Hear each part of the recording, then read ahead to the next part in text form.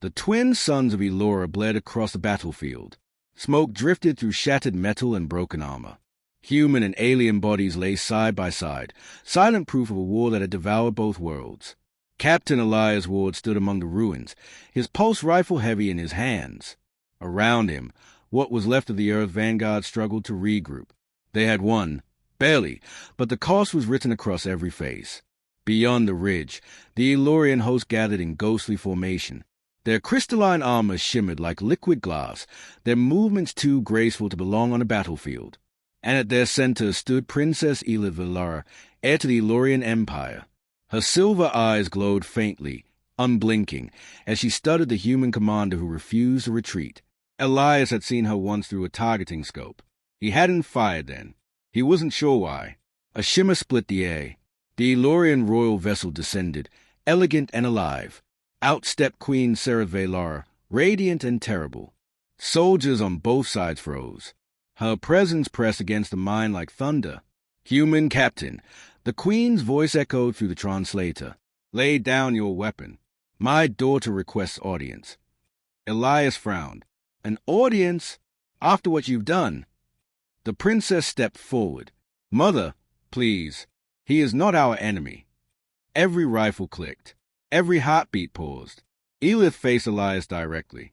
"I watched your kind fight today. You protect one another even when hope dies. You fight for something we lost centuries ago." He said nothing. The suns painted her armor in blood and fire. Then Aelith turned toward her mother, her voice ringing through the smoke. "Mother, I choose a human." "I the choice." The silence that followed felt heavier than gravity. Elias blinked. "You what?" "It is our ancient custom," Aelith said calmly. "When peace cannot be found in treaties, it must be forged in union. I will bind myself to him. Our bond will end this war." The Queen's expression shattered into fury. "You would tether the royal line to an off-world savage." Aelith did not flinch. "He saved me, Mother." Elias frowned. "I did what?" 3 nights ago," she said, "when your squad raided the northern ridge. I was trapped beneath the wreckage of a reactor. Your medics followed your orders to rescue everyone, human or Aelorian. You pulled me out. You didn't even look at my face." Memory returned. Blue blood, faint breathing, a hand reaching through fire. He hadn't known who she was, just that she was alive. "So," he murmured, "that was you?" She nodded. "That was me." The Queen's voice became a blade. "You risk the Empire for sentiment." "I risk it," Aelith said, "for survival." 2. A human among stars. The next day, the ceasefire was declared. Across the networks, one message echoed: the princess has chosen a human. Some celebrated. Others prepared for betrayal. By decree, Elias was taken to Aelora's capital as an envoy. The flight through hyperspace felt more like an abduction than a diplomatic mission. The Aelorian homeworld was breathtaking, cities suspended in clouds of light, oceans shimmering with bioluminescent life. But the silence in those streets was colder than any weapon. Every eye followed him, whispering words his translator softened into polite hatred. Aelith met him on the palace balcony. Without armor, she looked almost human, tired, curious, fragile. "Do you hate me for this?" she asked. Elias gave a half-smile. "I've stopped trying to figure out aliens." "I'm not so different," she said. "I want the killing to stop." He studied her for a long moment. "And you think bonding with me will do that?" "I think it will remind my people that mercy exists," she said. "You showed it. Maybe I just didn't like the idea of another corpse." Her lips curved. "Then we start there." 3. The ceremony. The whole of Radiance gleamed like a living sun. Thousands watched as Aelith and Elias stood before the Queen. Between them floated the sigil of unity, a crystalline sphere that pulsed with energy. The ritual would join their hearts, not metaphorically, but through a neural resonance that no being could fake. "Step forward," commanded the Queen. Aelith reached for Elias's hand. "When we touch the sigil," she whispered, "breathe. It will hurt." "Define hurt," he muttered. She pressed her palm to the sigil. Elias followed. Pain shot through him like lightning. His vision filled with stars, then memories, her memories. He saw the world through her eyes, the weight of command, the loneliness of royalty, the horror of endless war. When the light dimmed, they both knelt, gasping for air.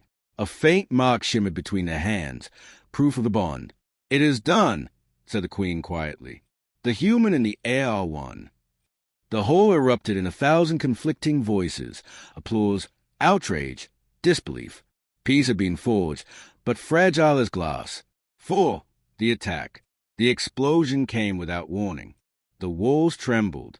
"God!" shouted. Aelorian extremists stormed the chamber, their armor black as night. They fired wildly, screaming, "No human shall rule us." Elias dragged Aelith behind a pillar. "Stay down."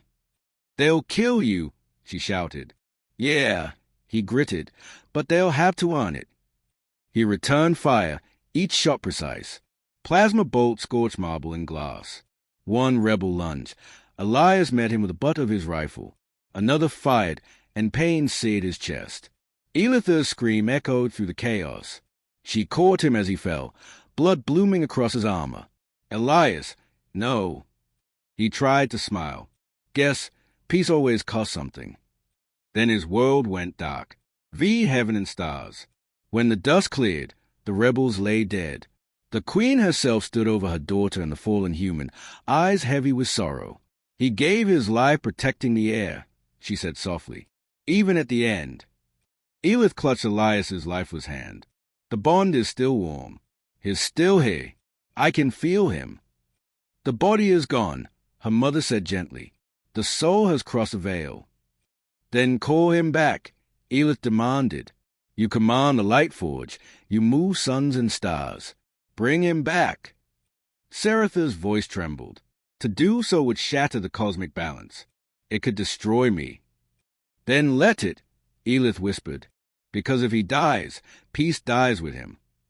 The queen looked at her daughter, the defiance, the love, and something within her hardened. She raised her hands. The palace windows turned white with light. The sky dimmed. The suns themselves bent toward the capital. Energy poured through the hall, wrapping Elias's body in radiant fire. His chest rose, once, twice, and he gasped for air. Aelith cried out in relief. "You're alive." Elias blinked, disoriented. Did you just pull me out of heaven?" The queen's voice was weak but steady. Heaven bent, human. The stars obeyed, for her. Aelith smiled through her tears. "I told you I would find a way." He touched her hand, the mark between them glowing faintly. "So, this peace thing, we keeping it." "For as long as the stars burn," she said. The galaxy watched in awe. The Aelorian queen had defied the cosmos to save a human soldier. Empires that had known nothing but war suddenly dreamed of unity. Across worlds, songs were written of the princess who chose compassion, and the man who taught her what it meant. And on Aelora, beneath twin suns reborn, Elias and Aelith stood hand in hand, living proof that peace was not given by power, but earned by mercy.